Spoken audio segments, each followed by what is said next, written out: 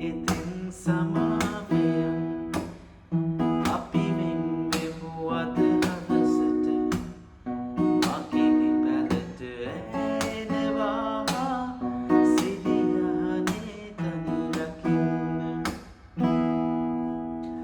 සුබ දවසක් යාළුවෝ හැමෝටම. මම සංගීත රංගන මම සාදරයෙන් පිළිගන්නවා ගිටාර් දන්න සිංහලෙන් YouTube channel එකට. ඉතින් අද දවසේ මම යාළුවන්ට කියලා දෙන්න යන්නේ finger picking lesson එකක්. ඉතින් සින්දු මම හිතනවා කඩක් කොහොමද දැනගන්නද කියලා කීර්ති පැස්කල් මහත්මයාගේ කඳුළු ඉතින් සමය කරන ලස්සන ගීතය මම මේ කියලා දෙන්නම් අද කොහොමද ප්ලේ කරන්න කියලා finger picking style එකේ.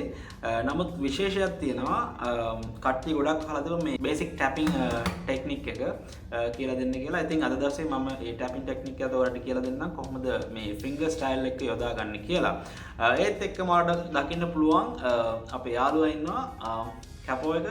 හරිද? එතකොට මම කැපෝ එක යොදා ගන්න අද දවසේ මේ ගීත කට්ටිය කියලා දෙන්න. මම ඒ හේතු කාරණා මේ කෝඩ්ස් කො හොයාගන්නේ පොඩි ඒ අවබෝධයකුත් දෙන්නම් මේ ලෙසන් එක අන්තිම වෙන්න කලින්. ඉතින් ඔයාලා මගේ channel එකට අලුත් නම් මම ආරාධනා කරනවා channel එක subscribe කරලා පොඩි support එකක් දෙන්න. bell icon එක click කරලා තියාගන්න. අපි ලෙසන් එකේදී හම්බ වෙමු.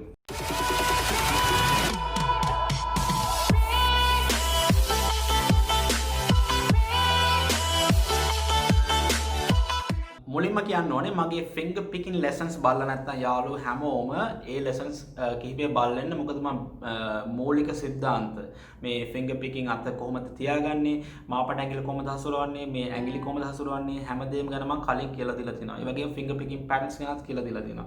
ඉතින් ඒ නිසා අනිවාර්යෙන් ඒ ටික බලන්න නැත්නම් තනි අංජබජල් කේස් එකක් වෙනවා. හරිද? ඒ නිසා අනිවාර්යෙන් බලන්න. Basic percussion tapping. ඉතින් මේක දැන් තියෙන ලේසිම මේ percussive technique එක මේ ගිටාර් වල තියෙන.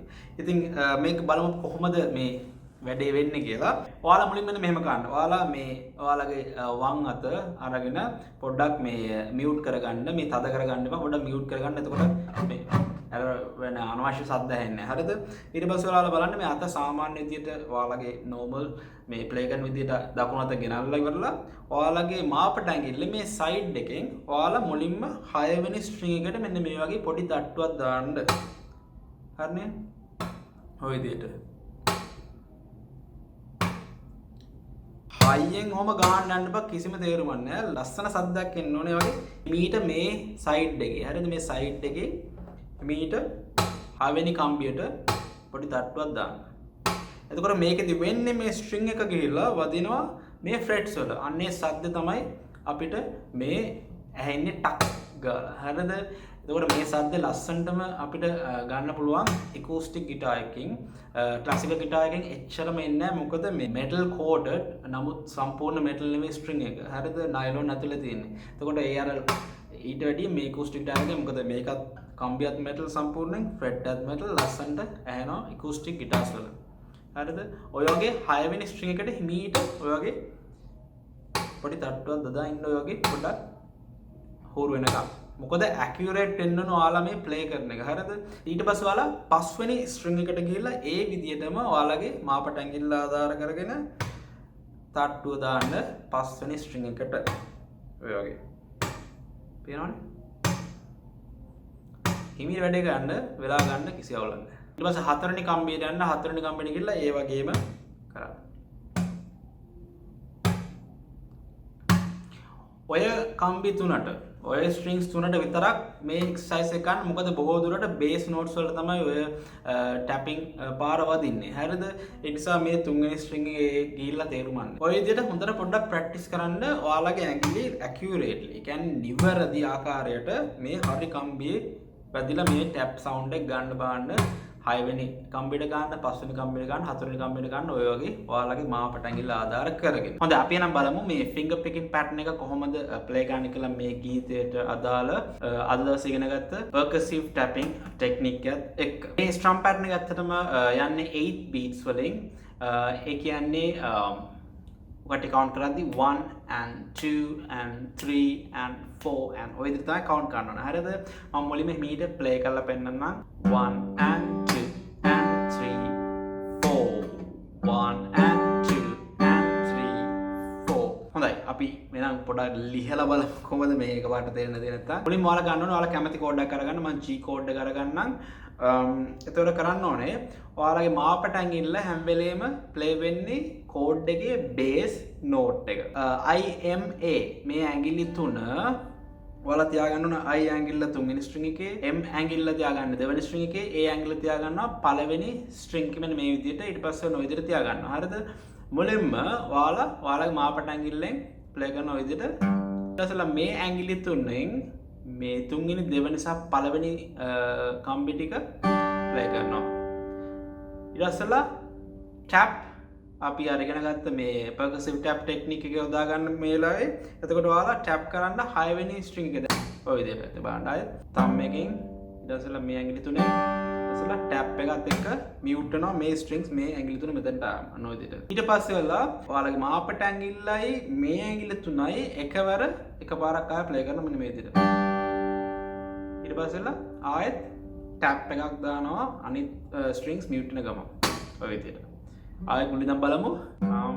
මේ ඇඟිලි තුන ඉතලා ටැප් ඉතලා එකට ඇඟිලි හතරම ඊට පස්සේ ආයෙත් ටැප්. එතකොට මේක මේම ඉගෙන ගත්තට ඔයාලා ප්ලේ කරන්න ඕනේ මෙන්න මේ රිද්ම් එකට. මම මුලින්ම ප්ලේ කරලා පෙන්නන හැමීට ඔන්නෝක. හරිද? ඕක තමයි රිපීට් වෙන්නේ දිගටම.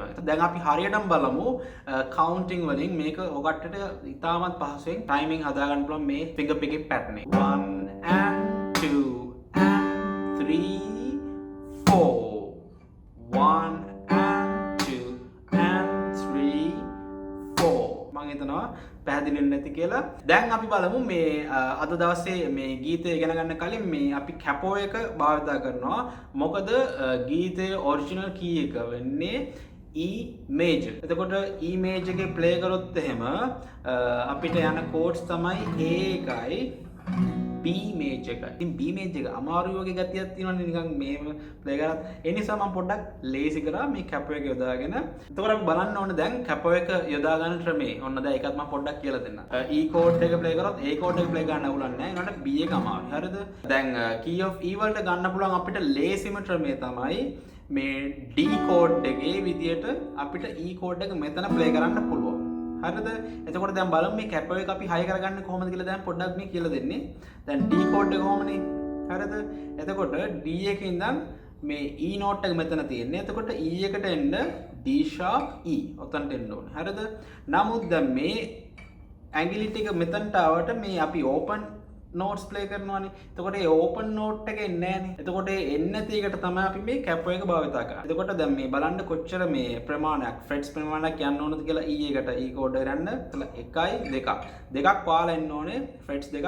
ඒ කියන්නේ semitones දෙකක් එන්න ඕනේ ඉස්සරහට E කෝඩ් එක play කරන්න. නමුත් මෙතන තියෙන note එකත් frets 1 2ක් එන්න ඕනේ. ඒතර මෙතන තමයි ඔයාලා කැපෝ එක හයි කරන්න ඕනේ. හරිද? ඒතර එතන හයි කරගත්තා පස්සේ ඔන්න දැන් ඕපන් මෙතන තිප් එක මෙතනට ඇවිල්ලා තියෙනවා.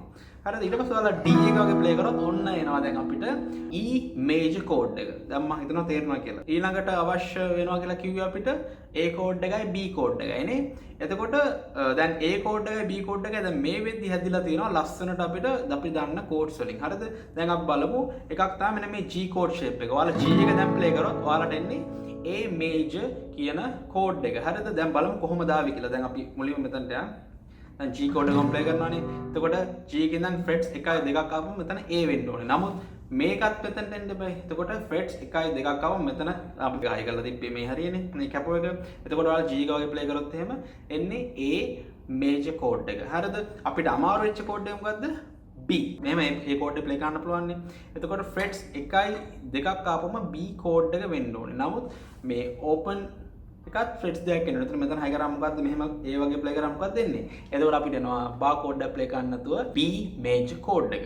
හරිද? එතකොට දැන් බලන්න මෙහෙම හයි කරගත්තාම තුනටම අපි එහෙම හොයාගත්තාම අපි දෙවෙනි fret එකට හයි කරන්න ඕනේ අපිට fret මේ කැපෝ එක. එතකොට අපිට D වගේ ප්ලේ කරපුවම එන්නේ E කෝඩ් එක. එතකොට අපි A වගේ ප්ලේ කරද්දී එන්නේ B major කෝඩ් එක. එතකොට G එක අපි ප්ලේ කරද්දී එන්නේ A major කෝඩ් එක. හරිද? මම හිතනවා පැහැදිලි නැති කියලා. හරි මම මේ සින්දුවේ ලස්සනට වචනත් එක්ක කෝඩ්ස් මම රතු පාටින් දාන්නම් ලස්සනට ඒ විදිහට ඔයාලා ප්ලේ කරන් යන්න තියෙන්නේ. ඔයාලා සැලකිය යුතු කරුණකට තියෙන මෙන්න මෙච්චරයි. D shape එක ප්ලේ කරන මේ විදිහට මේ කෝඩ් එක. ඒතර හතරවෙනි ස්ට්‍රින්ග් එකේ නෝට් එක තමයි ඔයාලා මේ ටැප් එක කරන්නේ මේ කෝඩ් එක ප්ලේ කරද්දී.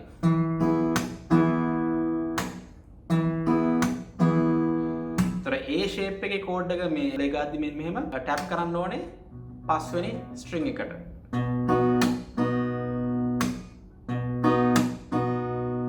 තර G එක වගේ ප්ලේ කරද්දි ඔයාලා ටැප් එක දාන්න ඕනේ 6 වෙනි කම්බියට.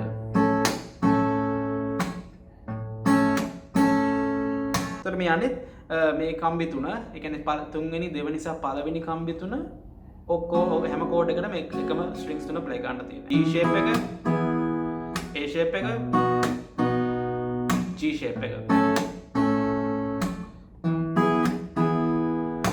ආයෙත් කියන්නේ මේ shapes මෙහෙම ප්ලේ කරාට ඇත්තටම ඇහෙන කෝඩ් එකේ නම තමයි මේ D shape එක ප්ලේ කරද්දී E major, A එක වගේ ප්ලේ කරද්දී B major, ඉතින් G එක වගේ ප්ලේ කරද්දී A major. හරිනේ, මම දැන් සින්දුව හිමීට ප්ලේ කරන් යන්න. ඔකට පොඩ්ඩක් බලා ගන්නත් එක්ක. කඳුල ඉතින් සමාවයන් අපි වෙන්නෙමු අද හවසට මගේ පැලට ඇෙනවා සිරියහනේ තනි රකින්න. කඳුල ඉතින් සමාවයන් අපි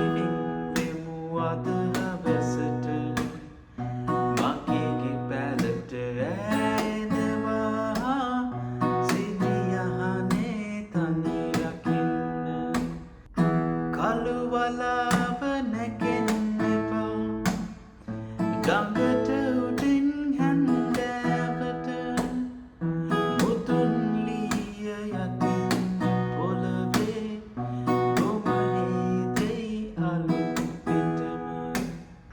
කඳුල ඉතින් සමාවයන් අපි වෙන්වෙමු අද හවසට මගේ පැලට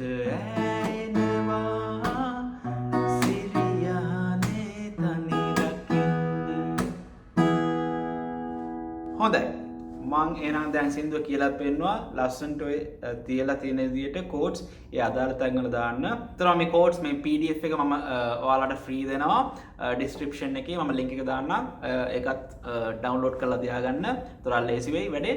ඉතින් මං හිතනවා ඔයාලා වැදගත් අලුත් දෙයක් ඉගෙන ගන්න ඇති කියලා මේ අද මගේ ලෙසන් එකකින්. ඉතින් අපි මේ වගේ තව ලස්සන ගීත මෙන්න මේ විදිහට පොඩ්ඩක් වැඩ දාලා හරිද finger style, finger picking හරිද tapping ඕවා දාලා පොඩ්ඩක් අපි ඉදිරියට කරමු දිගටම. ඉතින් ඔයාලා මේ මට දෙන සපෝට් එක ඇත්තට මම කියන්න ඕනේ මම ගොඩාක්ම ස්තුතිවන්ත වෙනවා.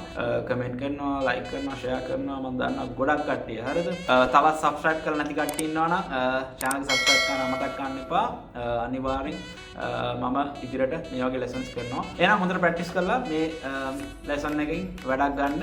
අපි මේ වගේම අලුත් lesson එකකින් ආයෙ හම් වෙනකන් හැමෝටම ජය වේවා.